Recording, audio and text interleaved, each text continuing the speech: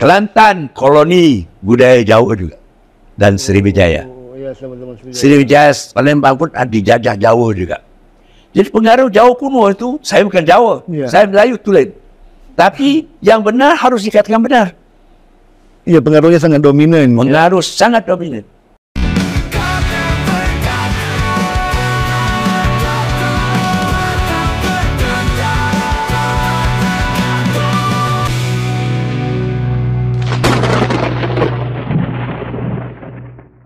Assalamualaikum warahmatullahi wabarakatuh.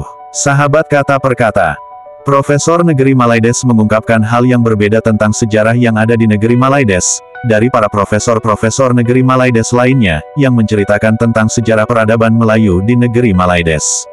Seperti yang kita ketahui, bahwa para sejarawan Malaides atau para profesor Negeri Malaides selalu mengagung-agungkan kejayaan alam Melayu. Entah itu dari sejarah yang ada di Indonesia, Filipina, Thailand, Vietnam, Kamboja, ataupun di beberapa negara Asia dan Eropa. Dengan konsep alam Melayu yang mereka gaungkan, semuanya dianggapnya masuk dalam konsep alam Melayu. Meskipun konsep alam Melayu menabrak teritorial negara, budaya, maupun peninggalan bersejarah, semuanya akan dimelayukan oleh mereka, yang mabuk akan kemelayuan. Namun yang menjadi intinya, pastinya akan diporoskan pada kejayaan Melayu negaranya, yaitu Negeri Malaides. Yang seakan-akan menafikan sejarah yang ada di negaranya sendiri, yang selalu terjajah. Dari zaman Kerajaan Sriwijaya, Majapahit, Portugis, hingga Inggris, Negeri Malaides selalu terjajah. Namun Profesor Negeri Malaides jugalah yang mengungkap kebenaran sejarah yang ada di Negeri Malaides, seperti yang ada pada video berikut ini, yang memiliki pemikiran berbeda dari sejarawan ataupun para profesor Negeri Malaides lainnya.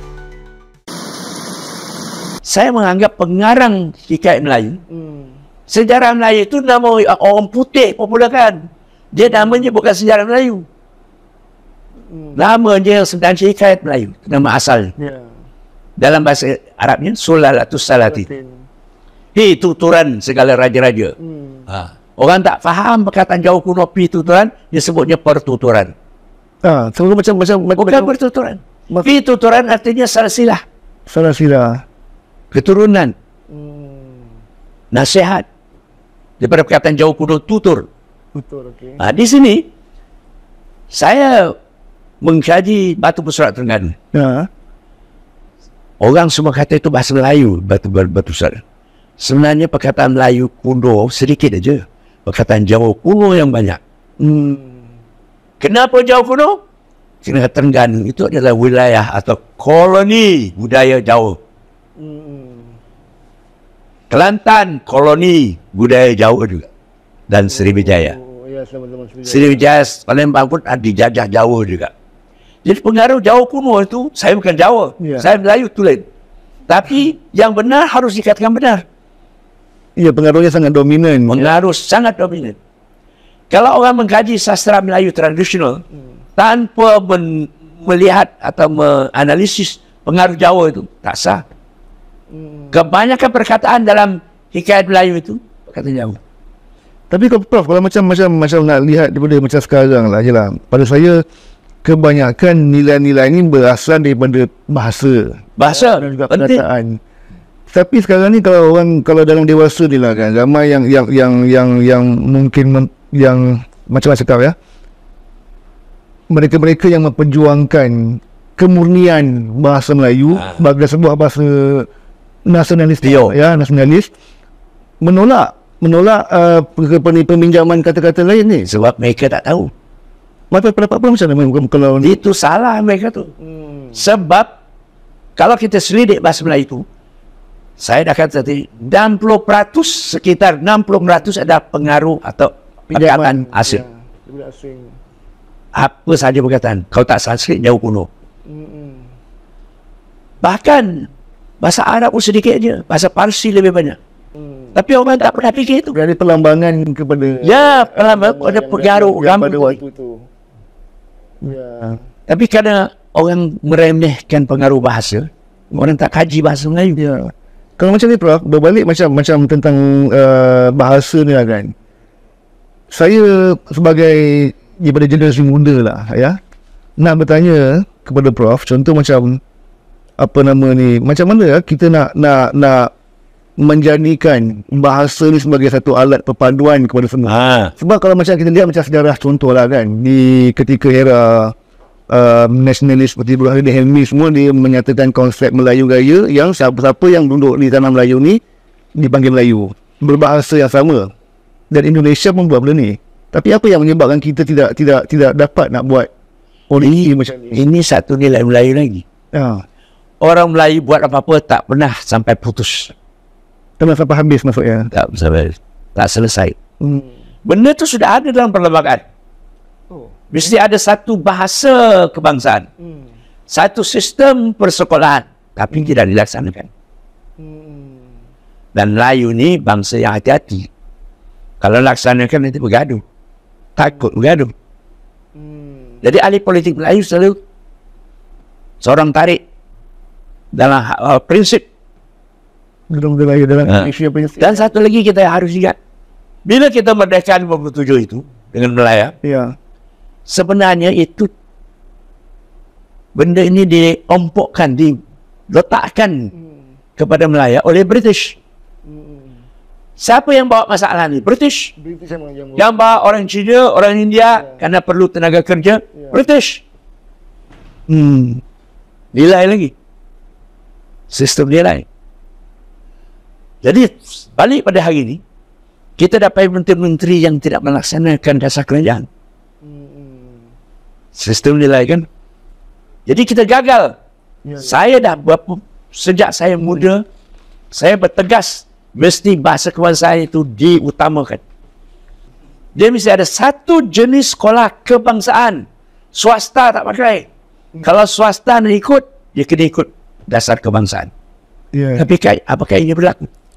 Perlembagaan SD, undang-undang tertinggi negara, tidak diikuti. Mana ada dipatuhi. Tetapi dari segi praktiknya pula, anda pergi ke mana-mana, tengok nama jalan, nama kedai, nama syarikat, banyak yang dalam bahasa Inggeris. Apalagi syarikat itu milik orang asing. Orang asing. Sejarah begitulah.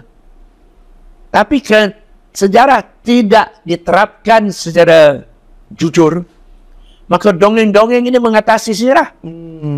Sebab itu heboh pasal Hang Tuah. Orang politik heboh belanja ribuan ringgit nak pergi tengok naskah kayak Hang Tuah. Sehingga ke Jepun. Padahal tengok di perpustakaan ada.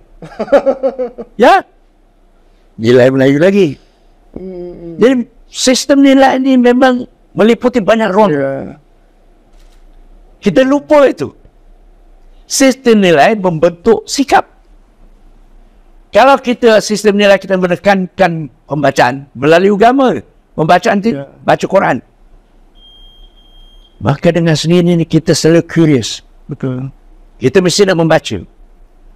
Tapi saya yakin orang tak membaca. Saya pergi ke dalam bahasa ni, tak boleh cakap dia di sini.